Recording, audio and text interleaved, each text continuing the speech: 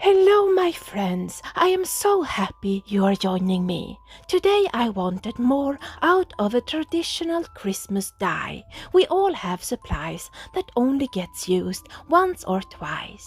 Today I'm making a Halloween card with this globe die, along with these adorable pumpkins and 2 other Halloween stamp sets, all from Tim Holtz. And I'm using Craft Emotions watercolor paper, which is super thick. I start this card with cutting out the 2 parts for the globe and a 5.5 by 5.5 inch card panel. I put the panel in my stamping platform and treat the panel with my anti-static bag, so when I heat emboss, the powder will only stick where I stamped. I pick a spider web stamp and place it in the corner and stamp with Versamark embossing ink and cover it with Wow's vanilla white embossing powder before I melt it and do the same on all 4 corners. It is so hard to catch on camera with the white on white embossing, but trust me, it is there and will show up when I add color.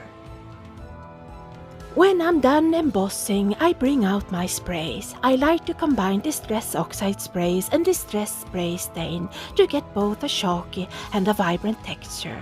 I chose the Oxide spray in Spice Marmalade and Spray Stain in Twisted Citron and Wilted Violet. I spray with water and then I add the sprays and that white spider web appears.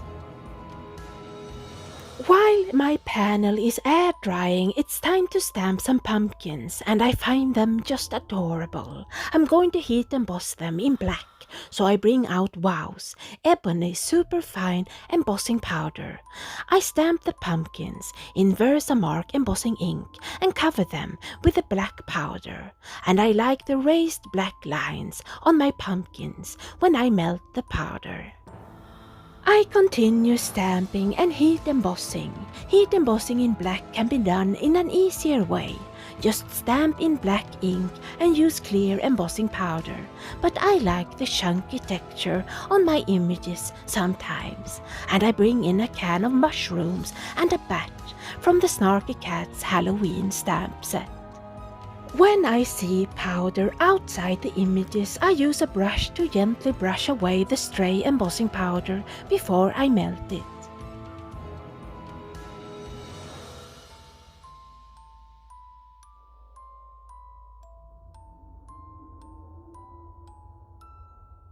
It is now time to color my globe, and for that I use a new spray called Mica Spray Stain. It is color but also mica powder to give a lot of shimmer. These sprays are in the Halloween colors Bubbling Cauldron, Broken Broomstick and Hocus Pocus. I spray the base of the globe with Broken Broomstick and the globe in the green and purple.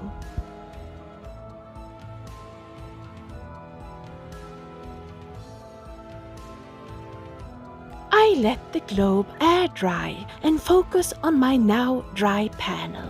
I take Distress ink in black soot and go around the whole panel, darkening those edges and framing what's to come.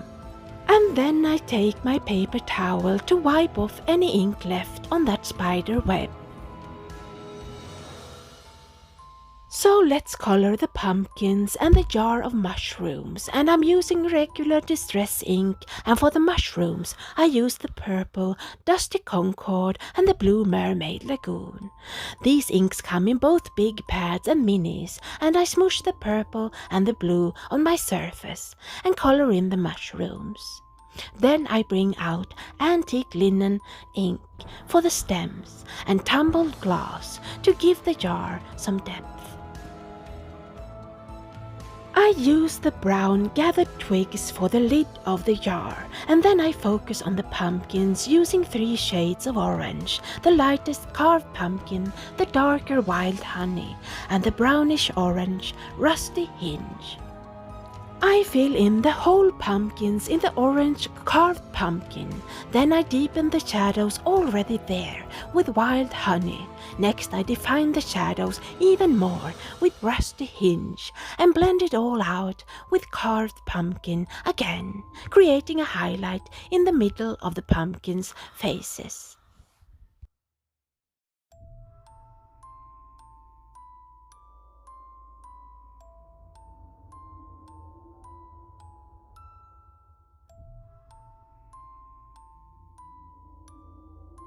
I do the same coloring for all the pumpkins, and it's made easier with the raised embossed lines and the shadows already there in black.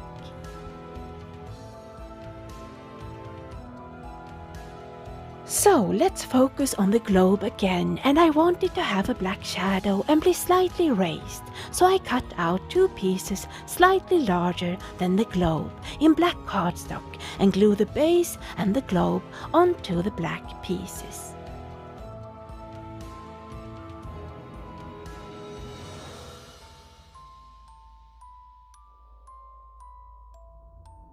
And here are all the components for this card.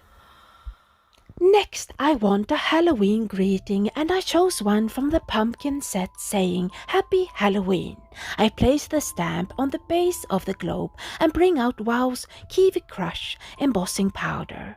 I stamp in Versamark ink and cover it with that green Kiwi Crush embossing powder before I melt it.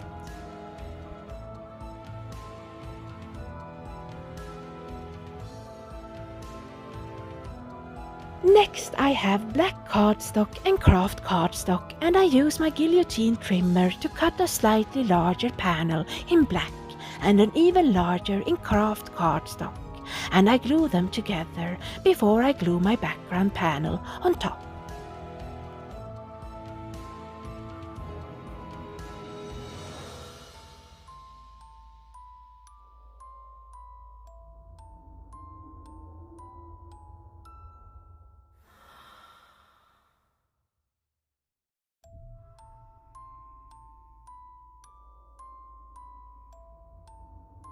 Next, I glue my 2-piece globe onto the card and start filling the globe, gluing down the pumpkins, the jar of mushrooms, and the bat.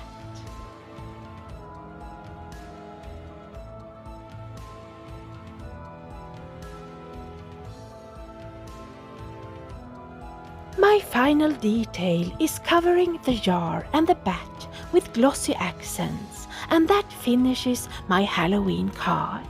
Thank you so much for popping by, and I hope you will come back again. Until the next time, see you soon.